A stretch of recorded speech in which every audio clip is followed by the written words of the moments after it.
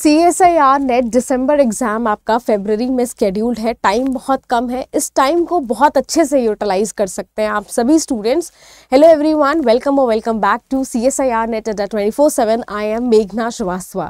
आज मैं आपसे बात करूंगी जो आपका फरवरी 2025 में एग्जाम स्केड्यूल्ड है उसके कुछ इंपॉर्टेंट टॉपिक्स के बारे में। जैसे कि आपका इंपॉर्टेंट टॉपिक्स जो आपको मार्क्स दिलाएगा 120 के ऊपर, एग्जाम की डेट, स्ट्रैटेजी क्या होनी चाहिए और शॉर्ट नोट का ट्रिक। तो ये सारी बातों पे आज हम गौर फरमाएंगे। सबसे पहले देखो, शुरुआत करते हैं कुछ इंपॉर्टेंट यूनिट्स की। अब ये जो 6 इंपॉर्टेंट यूनिट्स हैं ये आपके एग्जाम के लिए बहुत ज़्यादा इंपॉर्टेंट है। मैं आपको बताऊं कि जो बायोकेमिस्ट्री का पोर्शन होता है उसमें आपसे स्ट्रेट अवे कॉन्सेप्ट पे क्वेश्चन पूछते हैं, बहुत ट्विस्ट एंड टर्न नहीं होता है। जब हम सेल बायोलॉजी को देखते हैं तो सेल बायोलॉजी में आपका अगेन क्या होगा, अगर लेट्स से उसमें कॉन्सेप्ट यूज कर रहे हैं तो भी आप कर पाएंगे, क्योंकि इसमें बहुत ट्विस्ट एंड टर्न, कुछ भी नया नहीं पूछा जाता है। जब हम मॉलिक्यूलर बायोलॉजी की बात करते हैं, मैंने लिख दिया है gene regulation it's most important. Gene regulation अगर आप पढ़ रहे हैं तो ट्रांसलेशन, ट्रांसक्रिप्शन और रेप्लिकेशन वाला जो पार्ट है वो डेफिनेटली आपको कवर करना है। अब बात करते हैं सेल सिग्नलिंग की। देखो, अपोप्टोसिस, कैंसर इनका फेवरेट टॉपिक है। अगर सिग्नलिंग का आएगा तुम कर लोगे, ठीक है, लेकिन अगर अपोप्टोसिस और कैंसर का क्वेश्चन आपसे नहीं हो रहा है तो आपको इस पे देखना है। ये जो टॉपिक है रिपीट ऑन पूछा जाता है। बात करते हैं एवोल्यूशन की। देखिए, इकोलॉजी और एवोल्यूशन अगेन आपका स्कोरिंग यूनिट हो जाता है, लेकिन जब हम इकोलॉजी में देखते हैं तो वहाँ पर कुछ जो आपके डेटास पूछे जाते हैं वो इंडिया से रिलेटेड जो आजकल अप्लाइड क्वेश्चंस के फॉर्मेट में पूछ रहे हैं, वो पार्ट आपका हो सकता है कि जब तक आपको याद ना हो आप नहीं कर पाए। लेकिन एवोल्यूशन में ये चीज़ नहीं है। एवोल्यूशन में आपके कॉन्सेप्ट से क्वेश्चन आएगा, बहुत ज़्यादा ट्विस्ट एंड टर्न नहीं देखा गया है। बात करते हैं डेवलपमेंटल बायोलॉजी। देखो, डेवलपमेंटल बायोलॉजी जिसने समझ ली है उसके लिए अगर अप्लाइड क्वेश्चन आ रहे हैं वो आराम से कर लेंगे, उसमें कुछ भी अगेन नया नहीं पूछा जा रहा है। तो हम जो ये 6 यूनिट है आपको क्या करना है, 90% प्रिपेयर कर लेना है with the topic, with the questions. ये मोस्ट इंपॉर्टेंट टॉपिक है और इसमें भी जो कुछ टॉपिक्स आपके वेरी इंपॉर्टेंट या मोस्ट इंपॉर्टेंट है वो ही मैंने यहाँ लिखे हैं। जैसे आप सेल बायोलॉजी का आप जो है सेल साइकिल रेगुलेशन का पार्ट बहुत इंपॉर्टेंट है, ठीक है, सेल साइकिल रेगुलेशन का पार्ट बहुत इंपॉर्टेंट है। तो ये कुछ आपके इंपॉर्टेंट यूनिट्स हैं जिनको आपको 90 to 95% कवर कर लेना है। फिंगर टिप पे आपके होने चाहिए, इतने अच्छे से पढ़ लो कि आपके फिंगर टिप पे होने चाहिए। अब बात करते हैं एग्जाम की डेट की। तो देखो, ये टेंटेटिव डेट्स आई है कि 16 से लेकर के 28 के बीच में लाइफ साइंसेस का एग्जाम हो सकता है। 16 को गेट एक्सेल का एग्जाम है, गेट लाइफ साइंस का एग्जाम है, तो आप मान के चलिए 16 को आपका एग्जाम नहीं हो रहा है। 17 को भी आप मान के चलो नहीं पॉसिबिलिटी है, लेकिन 18 से 28 के बीच में कभी भी आपका एग्जाम स्केड्यूल हो सकता है। ये जो आपकी 18 से 28 की तारीख है, आप मान के चलिए अब से लेकर के आपको, आज 18 तारीख है, 18 से 18 के बीच में आपको ये पूरी जर्नी अपनी तय करनी है, ठीक है, इस पूरी जर्नी को आपको करना है।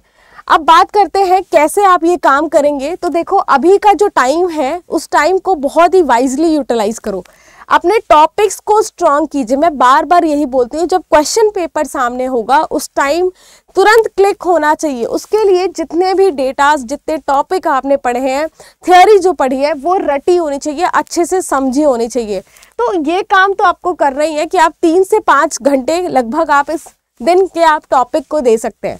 Rest of the time question practice पे लगाना है। कोशिश करनी है कि मैक्सिमम क्वेश्चंस आप प्रैक्टिस करें हर यूनिट के, हर टॉपिक के। आपको ये काम करता है। लेट्स से मान लो कि कोई ऐसा क्वेश्चन आपको मिल रहा है क्वेश्चन प्रैक्टिस के समय कि आपको बिल्कुल नहीं आ रहा है और आपको लग रहा है ये टॉपिक आपने पढ़ा ही नहीं है, उस क्वेश्चन को आपको ड्रॉप करना है। अगर वो 6 मोस्ट इंपॉर्टेंट टॉपिक के नहीं है तो देन आपको वो ड्रॉप करना है। मान लो कुछ ऐसा क्वेश्चन आ गया कि आपको लग रहा है आंसर रटा है, लेकिन आपको लग रहा है यार ये टॉपिक अभी भी मुझे थोड़ा सा ऐसा लगता है कि मुझे अच्छे से आता नहीं है, तो go back to the topic, वापस से टॉपिक को जा करके पढ़ लीजिए। उस 1 घंटे को एक्स्ट्रा दे करके आप टॉपिक अपना क्लियर कर लीजिए, क्योंकि अगर कोई इंपॉर्टेंट क्वेश्चन नहीं आ रहा है इंपॉर्टेंट यूनिट के तो ये आपको करना है, तभी आपका 90 to 95% जो आपका टॉपिक्स था, यूनिट्स था, वो कवर हो पाएगा। अब इसी चीज़ को आपको रिपीट करना है 1 महीने तक, बिना थके बिना परेशान हुए आपको कंसिस्टेंटली करना है। साथ में देखो मैंने यहाँ लिखा है कि सोना ज़रूरी है, रेस्ट करना ज़रूरी है, प्रॉपर ईटिंग ज़रूरी है और एक्सरसाइज ज़रूरी है। इसको आपको दिन के आधे घंटे देना है कि आप सोने के लिए जो है आप मिनिमम 5 आवर्स का समय निकालिए। रेस्ट करना है आपको बीच बीच में, जब आप पढ़ाई करते हैं तो आपको हर 1 घंटे के बाद 5 मिनट्स का ब्रेक ज़रूर लेना है। प्रॉपर ईटिंग में आपका हेल्दी ईटिंग की बात आ जाती है। ऐसा कोई खाना मत खाओ कि इस टाइम बैठ के पढ़ना मुश्किल रहे, ठीक है। तो आपको एक हेल्दी डाइट लेनी है। दूसरा एक्सरसाइज, तो कोशिश कीजिए कि एक्सरसाइज यानी कि आप बैठ के किसी भी तरीके का एक्सरसाइज कर रहे हैं या आप बहुत ज़्यादा थकने वाला एक्सरसाइज तो डेफिनेटली नहीं करना है, लेकिन यस वॉकिंग आप कर सकते हैं कि आपके बॉडी में ब्लड सर्कुलेशन अच्छा हो, आपको अच्छा फील होता रहे, है ना, आपको स्ट्रेस में नहीं रहना है।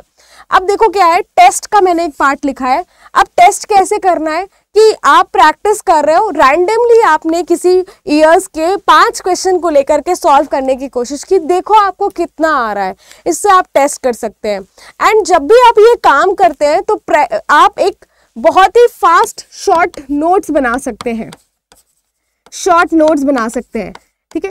आपको क्वेश्चन पता है जो आपको लग रहा है कि कई बार आ चुका है ईयर्स में, उन क्वेश्चंस को और उन टॉपिक को आपको हाईलाइटेड वे में कीवर्ड्स के फॉर्मेट में लिख लेना है शॉर्ट नोट में। एकदम ही सबसे सिंप्लीफाइड, एक कॉपी का जो एंटायर 13 यूनिट है, एक कॉपी में आपको उसको समराइज करना, और ये काम तभी होगा जब ये आप बहुत एफिशिएंटली कर रहे हैं, ठीक है। साथ साथ में उसको देखते जाओ, करते जाओ, क्योंकि आप जब नेक्स्ट डे आपका होता है तो आप शुरू के 1 घंटे में आप उस शॉर्ट नोट को पढ़ सकते हैं, ठीक है। तो आप अपनी स्ट्रैटेजी ऐसे रखिए कि आपको जो पढ़ रहे हो वो हर दिन आपको रिवीजन करने को मिल जाए। तो ये चीज़ आपको एक फास्ट शॉर्ट नोट के थ्रू मिल जाएगी। और ये कैसे करना है, एग्जीक्यूशन कैसे करना है, वो जब आप बैठेंगे लेकर के तभी आप कर पाएंगे। आगे चलते हैं। अब देखो एग्जाम के लिए इतने दिन से पढ़ रहे हो और लास्ट का 1 महीना है, तो इस टाइम तो बिल्कुल ऐसा नहीं बनता है कि आप हार मान जाएं या बहुत नेगेटिविटी से घिर जाएं। Stay positive. इतने दिन से पढ़ाई कर रहे हैं भाई, इस टाइम पे तो आपको पॉजिटिव रहना बहुत ज़रूरी है।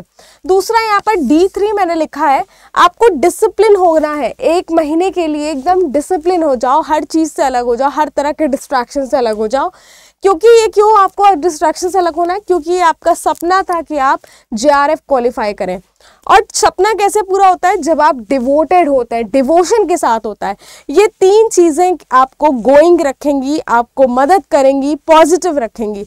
तो ज़रूर पॉजिटिविटी के साथ पढ़िए, एग्जाम बहुत पास में है और आप 120+ आराम से स्कोर कर लेंगे, ठीक है।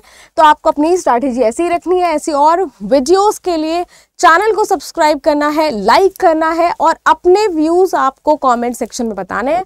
Thank you so much.